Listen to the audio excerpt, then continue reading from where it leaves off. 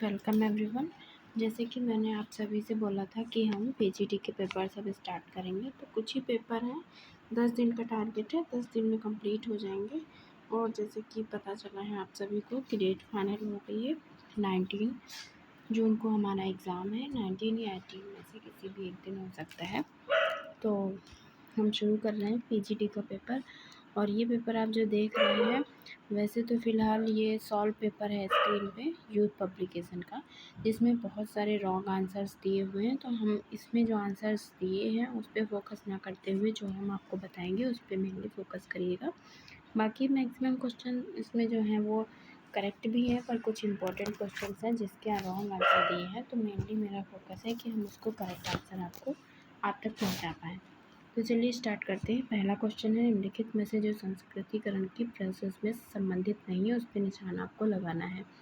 तो ये तो करेक्ट आंसर दिख रहा है, क्योंकि जाति समूह से संबंधित होता है, मोबिलिटी से संबंधित होता है और एक से अधिक आयाम होते हैं, लेकिन इसमें ऋतु जनन संबंधी परिवर्तन नहीं होता। तो ये करेक्ट आंसर है। नेक्स्ट क्वेश्चन है, गलत कथन को बताइए। तो इसमें है भारत एक धर्मनिरपेक्ष राष्ट्र है, संस्कृतिकरण एक प्रक्रिया है, हरित क्रांति में कृषि उत्पादन में वृद्धि होती है।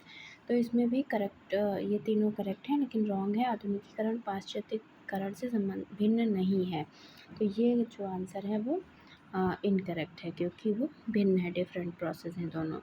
नेक्स्ट क्वेश्चन है, निम्नलिखित में से उस एक व्यक्ति को चिन्हित करें जो ग्रामीण तथा नगर दोनों के पारस्परिक प्रभाव को व्यक्त करता है। तो ये भी ठीक है, इसमें ग्रामीण और नगर सातत्य में ही दोनों को एक्सप्लेन किया जाएगा। नेक्स्ट हमारा क्वेश्चन है, निम्नलिखित में वक्तव्यों पर विचार करें। तो इसमें कह रहा है, भारत में ग्रामीण बेरोजगारी नगरीय बेरोजगारी का एक प्रमुख कारण है, क्योंकि भारत में आधुनिक कृषि प्रौद्योगिकी का प्रयोग भूमिहीनों के लिए गाँव से पलायन करने का एक प्रबल प्रेरक है। तो इसका आंसर, ये जो एक्सप्लेनेशन है वो दोनों ही करेक्ट है और इसकी जो व्याख्या है वो भी सही है। तो आंसर हो जाएगा ऑप्शन डी। नगरवाद एक जीवन दर्शन है, यह अवधारणा किसने व्यक्त की है? तो ये अवधारणा एल्बर्ट ने व्यक्त की है, इसलिए ये आंसर भी करेक्ट है। नेक्स्ट है, निम्नलिखित वक्तव्यों पर विचार करें। तो हमारा जो वक्तव्य है उसमें ये है, आप्रवासन से नगरीकरण में वृद्धि की जाती है। इसका मतलब है ये ऑप्शन तो ठीक है। नेक्स्ट है हमारा, उत्प्रवासन हर जगह समान है, तो समान नहीं होता है। अप्रवासन से नगर के घनत्व में वृद्धि हुई है, ये भी सही है। तो इस तरह से फर्स्ट और थर्ड सही है, तो ऑप्शन हो जाएगा हमारा करेक्ट सी। नेक्स्ट है, भारतीय संविधान में पिछड़े वर्गों का क्या आधार है? तो पिछड़े वर्ग में तो सामाजिक और शैक्षणिक पिछड़ापन ही होता है। नेक्स्ट है, जब सामाजिक परिस्थिति का निर्धारण जन्म और आनुवंशिकता के आधार पर होता है तो इस प्रोसेस को किस प्रकार से जाना जाता है? तो जब जन्म पे होगा तो ऑलरेडी क्लोज हो जाएगा। नेक्स्ट हमारा है, जाति का आधार क्या है? तो जाति का आधार जन्म होता है, ये भी हमारा आंसर करेक्ट है। नेक्स्ट जो क्वेश्चन है वो है, यह कथन किसका है? जब एक वर्ग कुछ दृढ़ता के साथ आनुवंशिक होता है तो हम उसे जाति कहते हैं। ये जो क्वेश्चन है वो इम्पोर्टेंट है, पूछा जाता है ज़्यादातर, और ये है कूले का। नेक्स्ट क्वेश्चन है, उस वर्ष को चिन्हित करें जिसमें समेकित ग्रामीण विकास कार्यक्रम को अमल में लाया गया था। अमल में लाया गया था, इसका क्या मतलब है? कब लागू किया गया था? तो जब लागू किया गया था वो आंसर है 1980। इसको IRDP भी कहते हैं, इंटीग्रेटेड रूरल डेवलपमेंट प्रोग्राम, जो स्टार्ट हुआ था 1978 में। लेकिन अगर पूछे कि लागू कब हुआ था तो 1980 हो जाएगा। तो शुरू कब हुआ था, आपको दो क्वेश्चन का ध्यान रखना है। शुरू हुआ था 1978 में IRDP और लागू हुआ था 1980 में। तो ये क्वेश्चन हो गया। और ये 2 अक्टूबर 1980 से सभी देश के जितने भी विकास खंड थे, सामुदायिक विकास खंड 5200, उसमें लागू हुआ था और इसे एकीकृत ग्रामीण विकास कार्यक्रम भी कहते हैं। नेक्स्ट क्वेश्चन है समेकित विकास ग्रामीण कार्यक्रम का जो उद्देश्य है वो क्या होता है। तो इसमें करेक्ट ऑप्शन है उत्पादन में वृद्धि करना, इसका मेन उद्देश्य होता है। अब नेक्स्ट हमें बुक मैचिंग करनी है।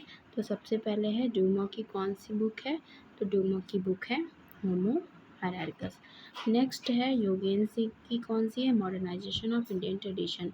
के.एम. पडिक्कर की बुक कौन सी है Hindu society at cross road. Daniel Lerner की तो पता ही है the passing away of traditional society. तो ए में 3 और ए में 3 2 में है, फिर बी में 4। अब यहीं से हमें आंसर मिल गया, आंसर बी।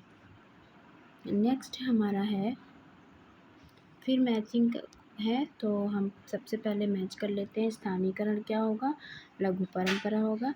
सार्वभौमिकरण क्या होगा, सार्वभौमिकरण तो ग्रेट एडिशन हो जाएगी। और संस्कृतिकरण हो जाएगा उच्च जाति की संस्कृति। और आधुनिकीकरण हो जाएगा आधुनिक युग। तो मैच कर लीजिए। स्थानीयकरण लघु परंपरा ए में 4 और ए में 4 भी 2 में है। फिर सार्वभौमिकरण बी में 3 तो बी में 3, यहीं से आंसर हो जाएगा ऑप्शन सी। नेक्स्ट है हमारा निम्नलिखित कथनों पर विचार करें। हरित क्रांति के प्रभाव से भारत में कृषि उत्पादन में वृद्धि हुई है क्योंकि भारत में कृषि प्रौद्योगिकी में बड़ी तेज़ी से विकास हुआ है। तो ये ठीक है क्योंकि उसके जस्ट तुरंत बात कर रहा है, तो इसलिए इसमें ऑप्शन हो जाएगा सी। नेक्स्ट क्वेश्चन हमारा है पंचायती राज अधिनियम के अनुसार उत्तर प्रदेश में यूपी में सबसे पहले ग्राम पंचायत चुनाव कब स्टार्ट हुआ था। तो ये जो चुनाव स्टार्ट हुआ था वो तो 1955 में स्टार्ट हुआ था। और इसमें कुछ इम्पोर्टेंट क्वेश्चन है।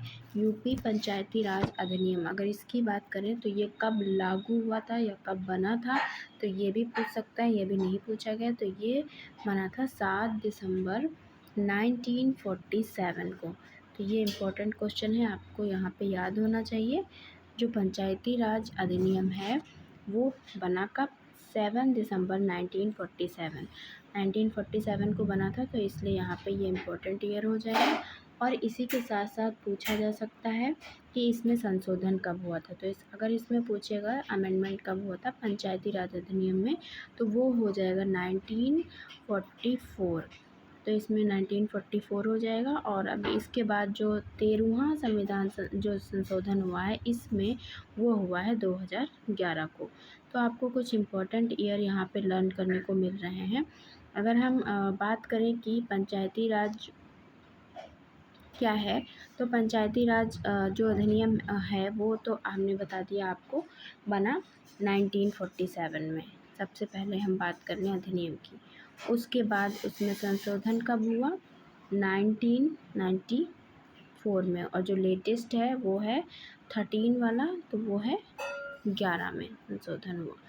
और 13वां संविधान संशोधन है इसका पंचायती राज का, तो वो हो गया। और जो ये चुनाव हुआ था यूपी में सबसे पहले वो 1995 को हुआ था। इसके अलावा जो यूपी क्षेत्र पंचायत अधिनियम है उत्तर प्रदेश का क्षेत्र, और इसी के साथ साथ जो जिला वाला है जिला पंचायत अधिनियम यूपी का, अगर पंचायती राज पूछेगा तो चुनाव 1995, अगर अधिनियम पूछेगा तो 1947। अगर पूछेगा उत्तर प्रदेश का क्षेत्र जो पंचायत या जिला पंचायत अधिनियम था वो कब बना, तो ये बना था 1961 को। तो आपको ये भी इम्पोर्टेंट है, अभी तक नहीं पूछा गया है, क्या पता पूछ ले, तो आप इसको भी लर्न कर लें। तो यहाँ पे मैंने 1 2 3 4 5 क्वेश्चन आपको बताए। उत्तर प्रदेश जो ग्राम पंचायत चुनाव हुआ 1995 को। उत्तर प्रदेश जो पंचायती राज अधिनियम था वो बना कब, 1947 में। पंचायती राज अधिनियम 1947 में, संशोधन कब हुआ, 1994 को। और अभी जो लेटेस्ट हुआ था उसके बाद 13वां संशोधन कब हुआ पंचायती राज अधिनियम में, तो वो 2011 में। अगर पूछेगा उत्तर प्रदेश क्षेत्र या जिला पंचायत अधिनियम कब बना, तो वो हो जाएगा 1961 में। तो ये आपको क्लियरली याद रखना है, इसमें कंफ्यूज नहीं होना है। पंचायती राज अधिनियम 1947, अगर क्षेत्र या जिला पंचायत अधिनियम तो 1961। क्लियर, इतने मैंने क्वेश्चन डिस्कस कर दिए, ये इम्पोर्टेंट है, पूछे जा सकते हैं। नेक्स्ट है क्षेत्रीय विस्तार के आरोही क्रम में कौन है। तो क्षेत्रीय विस्तार के आरोही क्रम में अब देखिए, ये तो बहुत ही सिंपल है। सबसे छोटा कौन सा है, तो सभी को पता है ग्राम पंचायत है, फिर खंड विकास समिति, फिर जिला समिति, तो ये हो गया। उसके बाद भारत में मताधिकार की न्यूनतम आयु क्या है, तो वो भी आपको पता है कि जो न्यूनतम आयु है वो है 18 वर्ष। उसके बाद है ग्राम पंचायत की सदस्यता के लिए न्यूनतम आयु क्या है। अगर न्यूनतम आयु पूछेगा तो क्या हो जाएगा 21 ईयर्स। अगर आपको ग्राम पंचायत का सदस्य बनना है तो उसके लिए आपकी आयु 21 वर्ष पूरी होनी चाहिए। पंचायती राज संस्थाओं का न्यूनतम कार्यकाल कितना होता है, तो कार्यकाल होता है 5 वर्ष। दंड का कौन सा सिद्धांत जैसे को तैसा, तो इसका आंसर क्या हो जाएगा प्रतिशोधात्मक। प्रतिशोधात्मक को दमनात्मक भी कहते हैं, क्योंकि जैसे को तैसा ये कब पहले लागू होता था, अभी कौन सा लागू होता है, प्रतिकारात्मक लागू होता है। ठीक है,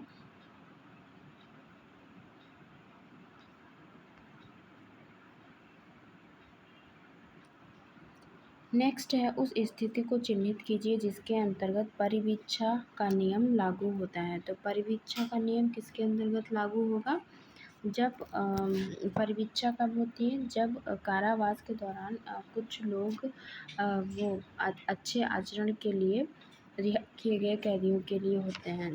जब ऐसा काम होता है तो परिवीक्षा का नियम लागू होता है। और कहीं कहीं पे इसमें ये भी बताया गया है कि इसमें जो ऑप्शन दिया हुआ है ए वो रॉन्ग है, क्योंकि इसका आंसर हो जाएगा डी। तो परिवीक्षा तब होती है जब आप वहाँ पे जेल में रहकर कुछ अच्छे काम करते हैं और उसमें फिर आपको कुछ छूट दे दी जाती है कि आप किसी की ज़मानत पे किसी के कहने पे आप जा सकते हैं। तो इसमें जब आप वहाँ पे रहकर अच्छा आचरण करेंगे तभी आपको ज़मानत मिलेगी, अदरवाइज़ नहीं मिलेगी। नेक्स्ट हमारा है मैचिंग वाला क्वेश्चन। तो इसमें है श्वेत वसन अपराध का अध्ययन किसने किया है, सदरलैंड ने। और जैविकी उपागम का अध्ययन किसने किया है, यूरोपीय अपराधशास्त्री। शरीर विज्ञानी जो है वो किसने किया है, लोम्ब्रोसियन अभिगम। और जो समाजशास्त्री अभिगम है वो किसका है, अमेरिकी अपराधशास्त्री संप्रदाय। तो ये थोड़ा सा अजीब था, हमें अगर इसमें कुछ भी पता होंगे तो फाइंड आउट हो जाएगा। जैसे कि वाइट कलर क्राइम की बात कौन करता है, सदरलैंड। और बायोलॉजिकल में कौन है, यूरोपीय अपराधशास्त्री आएंगे। और शरीर विज्ञानी में लोम्ब्रोसो आएंगे, जिसमें मैंने बताया था उस दिन। लोम्ब्रोसो में बॉर्न क्रिमिनल और 4 टाइप दिए थे, इंसान के क्रिमिनल और ओकेजनल क्रिमिनल, हैबिचुअल क्रिमिनल, तो इस तरह से वो आएंगे। समाजशास्त्री अधिगम अमेरिकी अपराधशास्त्री संप्रदाय आएंगे, क्योंकि और कोई मैच नहीं हो पा रहा है तो इस वजह से इसका ऑप्शन हो जाएगा ऑप्शन सी।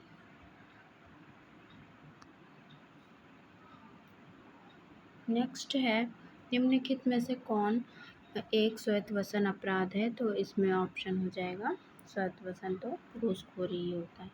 नेक्स्ट है निर्धनता एक व्यक्ति के लिए उन वस्तुओं की अपर्याप्त आपूर्ति जिनकी उपलब्धि उसके स्वयं तथा उसके आश्रितों के स्वास्थ्य और शक्ति के अनुरक्षण के लिए आवश्यक है। तो इसमें इम्पोर्टेंट है कि जब ऐसी नीड ना पूरी हो पाए कि जो आप पे आश्रित हैं उनकी नीड्स को फुलफ़िल ना कर पाए तो उसे निर्धनता कहते हैं। तो ये किसका है, गोडार्ड का है। और इसमें गिलिन एंड गिलिन की जो डेफिनेशन है उसमें वो गरीबी की डेफिनेशन में निर्धनता में कहते हैं जब अपर्याप्त आय होती है और मूर्खतापूर्ण व्यय किया जाता है तो उसको वो क्या कहते हैं, निर्धनता कहते हैं। तो इसलिए मैंने आपको बताया कि अगर कभी पूछ ले ग्रीन और ग्रीन कार्ड और गोडार्ड की डेफिनेशन में क्या डिफरेंस है, तो ये हो जाएगा गोडार्ड में जो आश्रित होते हैं वो उनकी अगर पूर्ति नहीं कर पाते हैं तो निर्धनता होती है, जबकि ग्रीन मूर्खतापूर्ण व्यय और अपर्याप्त आय की बात करते हैं। नेक्स्ट हमारा क्वेश्चन है, निर्धनता मापन के लिए कितने आधार हैं, तो वो हैं 2, एक पूर्ण निर्धनता, दूसरा सापेक्षिक निर्धनता। एक मध्य व्ययी के नशे की अवस्थाओं के सही क्रम को चिन्हित करना है। तो इसमें जो सही क्रम है वो आपका हो जाएगा, पहले नंबर पे होता है सब क्लिनिकल, और सब क्लिनिकल को कहते हैं उपनैदानिकीय। तो मुझे लगता है कि क्योंकि हिंदी के सिनोनिम जो रहते हैं वो थोड़ा सा चेंज भी हो जाते हैं, तो अगर आप इसको इंग्लिश में याद करेंगे तो बेटर होगा। तो पहला है हमारा सब क्लिनिकल, दूसरा है स्टिमुलेशन, कभी कभी आजकल ये भी पूछ लेता है कि लाइन में लगाओ, स्टिमुलेशन। उसके बाद आता है कन्फ्यूज़न, कन्फ्यूज़न के बाद आएगा स्टॉपर,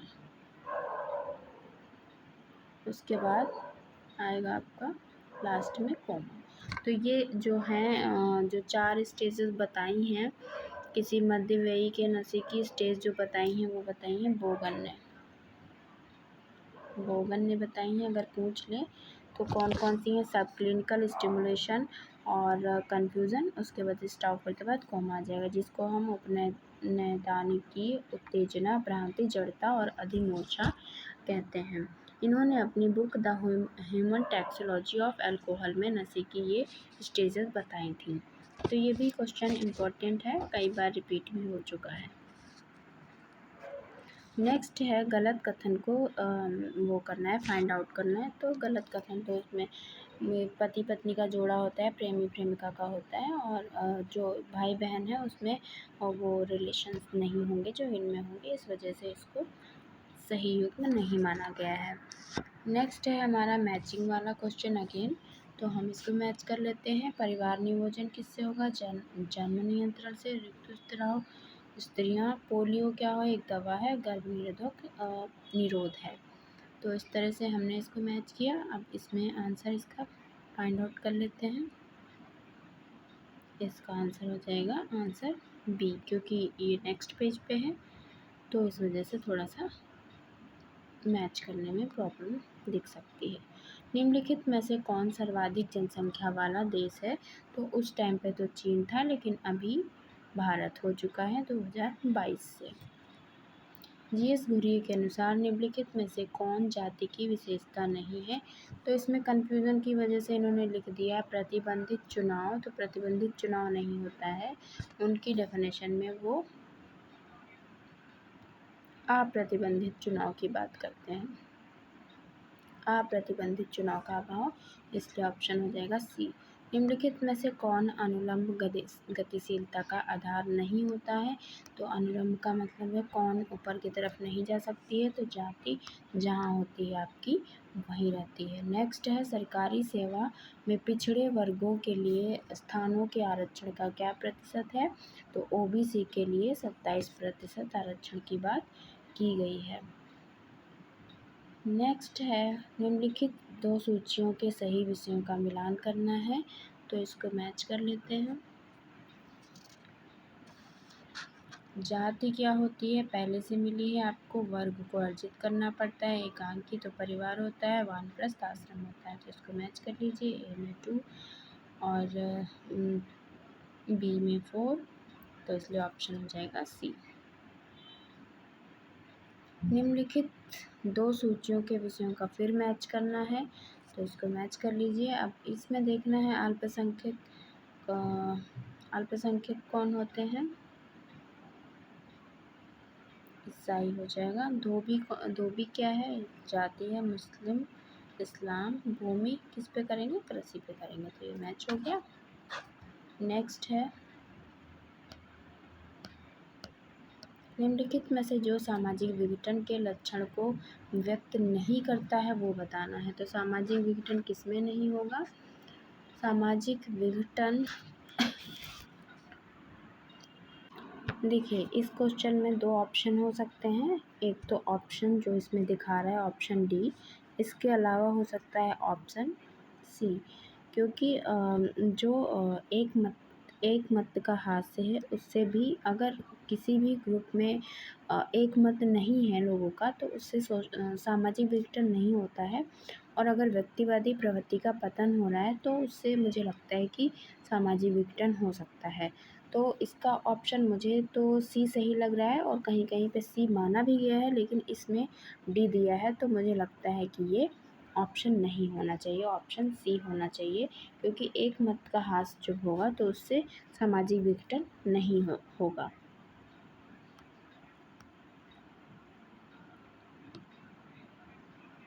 नेक्स्ट है हमारा, ये बहुत ही इम्पोर्टेंट डेफिनेशन है सोशल सामाजिक विघटन की, जिसमें संबंध टूट जाते हैं या समाप्त हो जाते हैं। तो इससे क्या, ये डेफिनेशन किसने कही है? ये डेफिनेशन इलियट और मेरिट की है। वो कहते हैं सामाजिक विघटन तब होता है जब किसी सदस्यों के बीच के संबंध टूट जाते हैं या समाप्त हो जाते हैं। तो ये इम्पोर्टेंट डेफिनेशन है। नेक्स्ट है, एक वयस्क अपराधी एवं बाल अपराधी में भेद करने का आधार क्या होता है? तो आधार जो होता है वो होता है सी, आयु। किसने कहा अपराध वह क्रिया है जिसे राज्य ने समूह कल्याण के लिए हानिकारक घोषित किया है? तो ये भी इम्पोर्टेंट डेफिनेशन है, पूछी जाती है। तो इसमें समूह कल्याण के लिए आवश्यक घोषित किया है, ये कई बार रिपीट हुई डेफिनेशन। इसका करेक्ट आंसर दिया हुआ है लैंडिस एंड लैंडिस। प्रचार विहीन कारागार किसने स्थापित किया है? ये भी बहुत बार पूछा गया है। तो ये संपूर्णानंद आश्रम, संपूर्णानंद का है प्रचार विहीन कारागार। शासक वर्ग की अवधारणा किससे संबंधित है? तो शासक वर्ग की अवधारणा जो है मॉस्को से है संबंधित।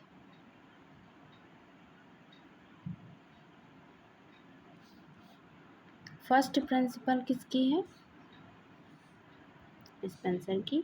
द ह्यूमन ग्रुप बुक किसकी है? मोमेंस की। वे अवलोकित परिणाम जो किसी व्यवस्था में अनुकूलन अथवा समायोजन लाएंगे तो क्या कहलाएंगे? प्रकार्य। मिडिल रेंज थ्योरी किसकी है? मर्टन की। संघर्ष के सामाजिक प्रकार्य के सिद्धांत को निम्नलिखित में से किसने प्रतिपादित किया है? तो ये किया है कोजर ने। प्रघटना विज्ञान की परिभाषा में निम्नलिखित में से कौन सा तत्व निहित है? तो लाइफवर्ड होता है, अंतर आत्मपरकता होता है, प्राकृतिक मनोवृत्तियाँ होती है। इसमें जैसे ऑप्शन हो जाएगा डी। निम्नलिखित में से कौन असहयोगी सामाजिक प्रक्रिया है? तो पहले हम सहयोगी ढूंढ लें। प्रतिस्पर्धा, प्रतिकूलता, संघर्ष, ये सहयोगी हैं, और असहयोगी सामाजिक, सॉरी इसमें असहयोगी नहीं पूछ रहा है, जो मैंने उस दिन बता रही थी। मैंने बोला दूसरा लेकिन सही फाइंड किया। तो इसमें पूछ रहा है असहयोगी सामाजिक प्रोसेस नहीं है। तो ये जितनी भी हैं ये सारी सहयोगी हैं, असहयोगी हैं। और जो आत्मसात्मीकरण है वो सहयोगी है, क्योंकि आत्मसात तभी होगा जब हम किसी को सहयोग करते हैं। बाकी इन सब में कॉन्फ्लिक्ट और कंपटीशन और प्रतिकूलता जो है वो सारी असहयोगी सामाजिक प्रक्रिया हैं।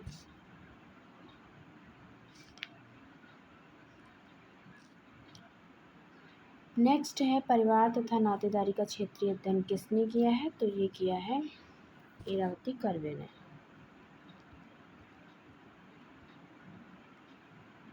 निम्नलिखित में से कौन सा कथन सही है? तो समाज में सहयोग और संघर्ष दोनों ही पाए जाते हैं।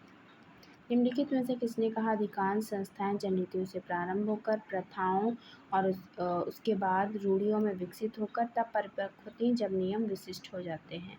तो ये कहा है समनर ने। नेक्स्ट है समिति सदस्यता इंगित करती है और से संस्था सेवा की विधि या साधन को इंगित करती है। तो ऐसा किसने कहा है? मैकाइवर ने।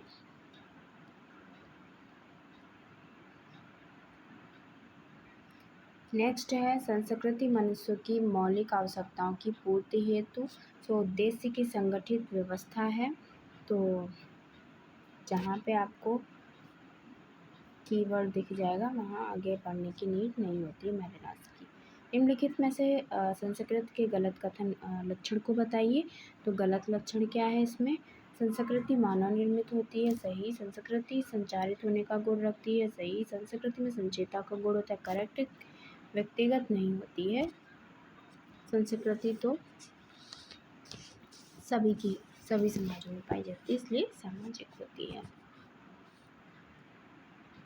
व्यक्तित्व एक मानसिक घटना है, या ना तो आंगिक है और ना ही सामाजिक है, बल्कि ये तो दोनों के मेलजोल से बनती है। तो ये किसने कहा है? किंग्सले डेविस ने।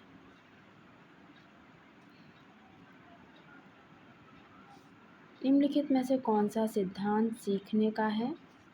तो इसमें हो जाएगा संबंध प्रत्यावर्तन का जो सिद्धांत है वो सीखने का है। और कहीं कहीं पे इसका आंसर जो दिया है वो दिया है ऑप्शन बी। तो इसलिए मुझे जो इस क्वेश्चन में डाउट हो रहा है वो ये है कि सोशल कंट्रोल को वैसे कैसे सीख भी सकते हैं, लेकिन जो संबंध प्रत्यावर्तन का सिद्धांत है वो एक उसका ही भाग होता है। तो ये भी ऑप्शन हो सकता है। तो इसलिए मुझे इस क्वेश्चन में डाउट है। अगर किसी को इसका करेक्ट आंसर पता है तो वो मुझे कमेंट करके बता सकते हैं कि इसका आंसर क्या है, क्योंकि इसमें आंसर दो हैं, ये मैंने आपको बता दिया कि किसी में इसका आंसर दिया है डी और किसी में इसका आंसर दिया है बी। तो फ़िलहाल हम इसको रखते हैं कन्फ्यूज़न में। तो अभी इसके पहले मैंने 2 क्वेश्चन में और डाउटफुल ही आंसर बताया है। तो इस पेपर में अभी तक आपको 3 क्वेश्चन ऐसे मिले हैं जिसमें हम कह सकते हैं कि हाँ, वो थोड़ा-सा डिस्कशन के लायक क्वेश्चन हैं। तो अगर किसी को करेक्ट आंसर पता है तो वो कमेंट करके बताएँ, सो दैट हम लोग डिस्कस करके उसके करेक्ट आंसर्स को फाइंड आउट करें। क्योंकि ये क्वेश्चंस ऐसे होते हैं जो बुक्स में तो रहते नहीं हैं और थोड़ा एनालिटिकल होते हैं। कई बार आयोग भी इनके रॉन्ग आंसर को एक्सेप्ट कर लेते हैं। तो हमें इन क्वेश्चंस पे डिस्कशन करने की नीड है। नेक्स्ट है समाजीकरण का तात्पर्य सीखने से है, ताकि व्यक्ति जहाँ भी समाजीकरण की डेफिनेशन में सीखना आ जाएगा वहाँ आंसर हो जाएगा ऑप्शन बी। नेक्स्ट है समाजीकरण के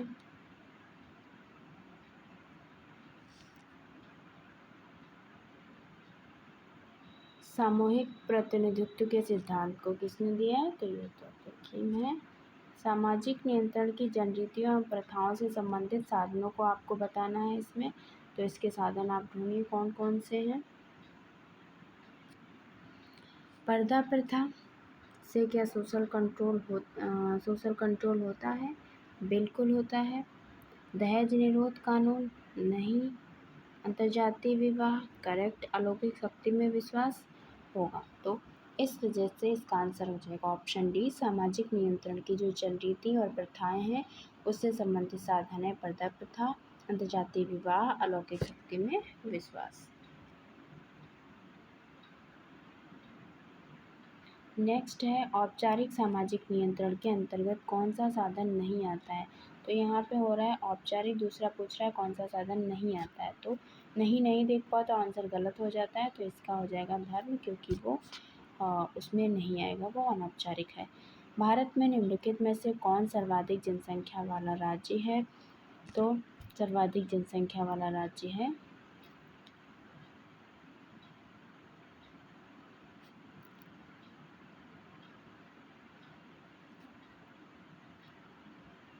उत्तर प्रदेश। नेक्स्ट है सोशियोलॉजी शब्द की रचना के पूर्व कॉम्ट ने समाज विज्ञान को कौन सा नाम दिया था? तो ये सभी को पता है, सोशल फिजिक्स 1838। समाजशास्त्र में सामाजिक संगठन प्रत्यय का विकास किसने किया है? तो किया है कॉम्ट ने। नेक्स्ट है, समाजशास्त्र एक पद्धति विज्ञान है, ये कथन किसका है? Max weber. समाजशास्त्र अन्य विज्ञानों की ना तो गृहस्वामिनी है ना तो दासी है, बल्कि उनकी बहन है। ये कहा है बांस और बेकर ने, और ये क्वेश्चन 2021 में रिपीट भी हुआ था। तो ये इम्पोर्टेंट क्वेश्चन है पीजीटी के पर्सपेक्टिव में। यूपी में अगर बात करेंगे कि समाजशास्त्र का अध्ययन सबसे कहाँ स्टार्ट हुआ, तो वो हो जाएगा लखनऊ विश्वविद्यालय में 1921 में। नेक्स्ट है, किसके द्वारा समाज सामाजिक संबंधों का जाल है? तो वो हो जाएगा MacIver and Page the social construction of reality, Berger and Luckmann की बुक है। नेक्स्ट है, किसने जनसंख्या घनत्व को श्रम विभाजन से संबंधित बताया? तो डेंसिटी में हो जाएंगे दुर्खीम। नेक्स्ट है हमारा, ऑगस्ट कॉम्ट ने समाज के अध्ययन को विभाजित किया है। ये तो सभी को पता है, सामाजिक स्थिति विज्ञान और सामाजिक गति का विज्ञान।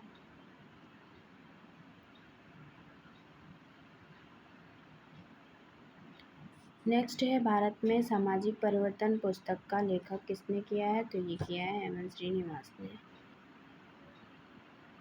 इसके बाद है, कार्ल मार्क्स ने सामाजिक परिवर्तन का कौन सा सिद्धांत प्रतिपादित किया है? तो वर्ग संघर्ष का है। अभिजात वर्ग के परिभ्रमण का सिद्धांत पेरेटो का है। हिंदू सामाजिक जो संगठन है बुक, वो किसकी बुक है? ये जो बुक है वो इम्पोर्टेंट है, क्योंकि ये पीजीटी के पर्सपेक्टिव में काफ़ी पूछी जाती है। तो हिंदू सोशल ऑर्गेनाइजेशन जो बुक है वो पीएच प्रभु की है। धर्म की उत्पत्ति का आत्मवाद सिद्धांत जो दिया है वो टायलर ने दिया है, जिसमें वो बॉडी सोल और फ्री सोल की बात करते हैं। हिस्ट्री ऑफ धर्म शास्त्र, ये बुक भी काफ़ी पीजीटी के हिसाब से पूछी जाती है, कई बार रिपीट भी हुई है। ये है पीवी कार्नेगी। नेक्स्ट है, the elementary form of religious life किसकी है? वो है एक सेकेंड, वो है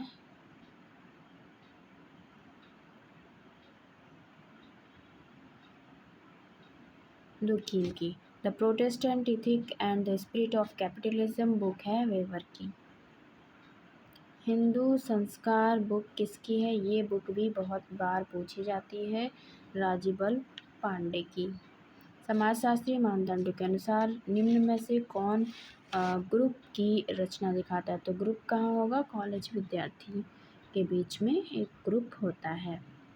नेक्स्ट हमारा है, मैक्स वेबर के अनुसार तीनों प्रकार की सत्ताओं में निम्नलिखित है कौन एक छोड़ के? तो ये तो सभी को पता है, उनकी ट्रेडिशनल, लीगल, करेस्टमेटिक है, धार्मिक नहीं है।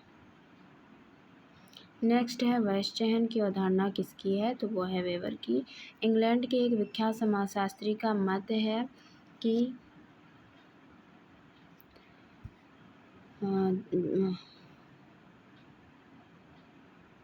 मानव समाज की व्याख्या ठीक उसी प्रकार से की जा सकती है जिस प्रकार डार्विन ने पृथ्वी पर जीवन के उद्भव एवं विकास की व्याख्या की। तो डार्विन से कौन प्रभावित था? स्पेंसर। कॉम्ट की तीन अवस्थाओं के सिद्धांत ने परिवर्तन का सिद्धांत कौन सा बताया है? तो कॉम्ट किस में आते हैं? कॉम्ट आते हैं समरेखी में। निम्नलिखित में से समाज को ईश्वर के समकक्ष कौन मानता है? दुर्खीम। द स्ट्रक्चर ऑफ ये तो मैंने आपको भी कुछ दिन पहले बताया था। वैल्यूज़ की बात कौन करता है? राधा कमल मुखर्जी। तो आंसर हो जाएगा ऑप्शन बी। ग्लोबल विश्व राज्य की कल्पना किसने दी है? तो इसका आंसर बिल्कुल करेक्ट दिया है, अरविंद ने विश्व राज्य की संकल्पना दी है।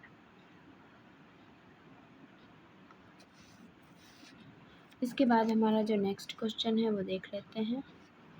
नेक्स्ट क्वेश्चन है, जो समस्त धर्म हैं एक ही उद्देश्य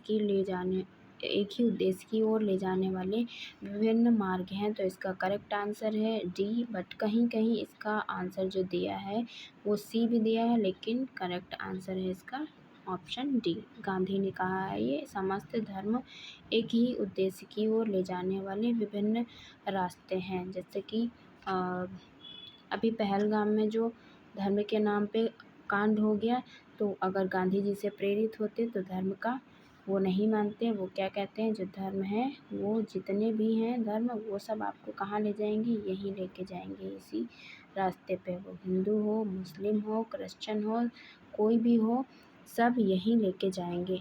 तो ये नहीं होना चाहिए था, ये बहुत गलत हो गया। तो ये कोटेशन आपको लर्न हो गया होगा, और ये कोटेशन इम्पोर्टेंट भी है पीजीटी के पर्सपेक्टिव में।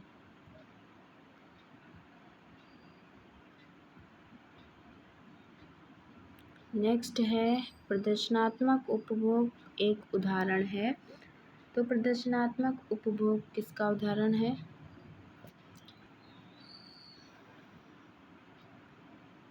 इसका जो करेक्ट आंसर है वो है ऑप्शन बी, अव्यक्त प्रकार का। निम्नलिखित में से किसने ये कहा है कि बेहतर समूह एकता संघर्ष के माध्यम से गलतफहमी दूर हो जाने से होती है? इट्स करेक्ट, सिमल।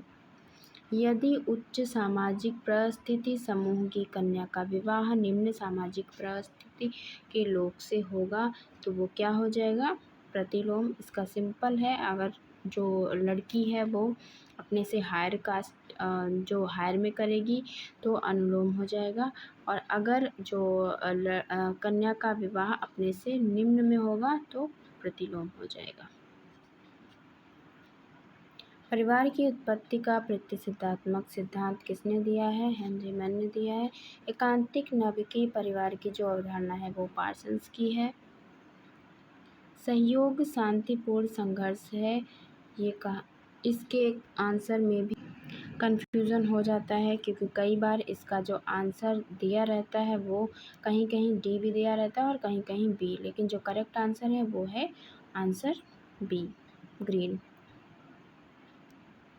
टायलर की दृष्टि में निम्नलिखित में से कौन सा धर्म सबसे जो पुराना था वो कौन सा था?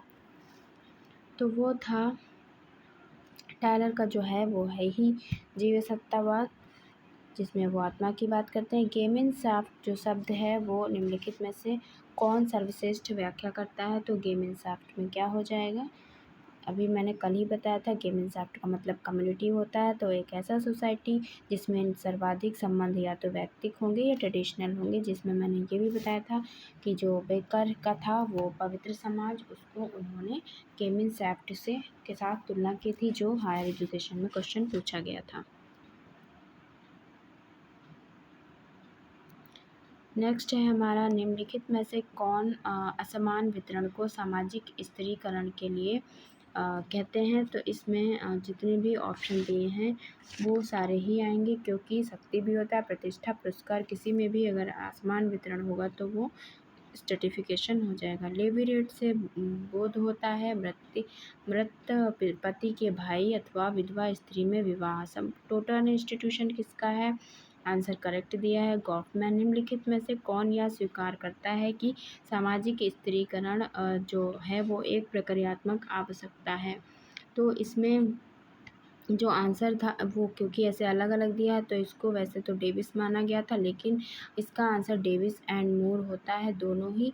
पर अगर ऐसी कंडीशन होगी तो ये क्वेश्चन डिलीट भी हो जाता है, लेकिन अगर आपको चुनना हो इन दोनों में से कौन सा करेक्ट आंसर चुने तो आप एक को ही चुनेंगे, क्योंकि वो पहले आते हैं। वैसे तो दोनों का साथ में है, लेकिन ये पहले आता है। तो आपने टोटल 2000 वाले पीजीटी में आपने टोटल 100 क्वेश्चन किए, जिसमें से 3 क्वेश्चन ऐसे हैं जिसमें थोड़ा सा डाउट है। तो जिसमें मैंने ऑप्शन भी आपको बताएं कि ये 2 ऑप्शन में से कोई एक हो सकता है, तो जिसको भी उसके करेक्ट आंसर पता है वो कमेंट करके बता दें, और नहीं तो मैंने जो 2 बताए हैं उसी में से आपको फाइंड आउट करना है। तो फ़िलहाल हमने इस पेपर को सॉल्व कर लिया है, और 1-2 क्वेश्चंस आपको हर पेपर में मिलेंगे। ऐसे जो कि रिपीट नहीं होते हैं, क्योंकि आजकल जो कंपटीशन है वो इतना बढ़ चुका है, लोग भी काफ़ी अवेयर हैं, तो वो अपने राइट के लिए लड़ना चाहते हैं और ऐसे क्वेश्चंस फिर बाद में डिलीट हो जाते हैं। तो आप उसको माइंड में ना लें और पेपर को सॉल्व करते हुए अपनी प्रिपरेशन अच्छी करें। और इसके साथ ही साथ हम आपको लेक्चर्स के थ्रू शॉर्ट वीडियो में आपको थिंकर्स और जो बेसिक कॉन्सेप्ट है वो भी एक्सप्लेन करेंगे, सो दैट आप पेपर के साथ साथ वो भी कर सकें। और मोस्ट प्रोबेबली आपको 15 जून तक आपका जो सिलेबस है वो कंप्लीट हो जाएगा। फिर आप रिवाइज़ कर लीजिएगा और अच्छे से आराम से रिलैक्स होके एग्ज़ाम दीजिएगा। Thank you for watching the video.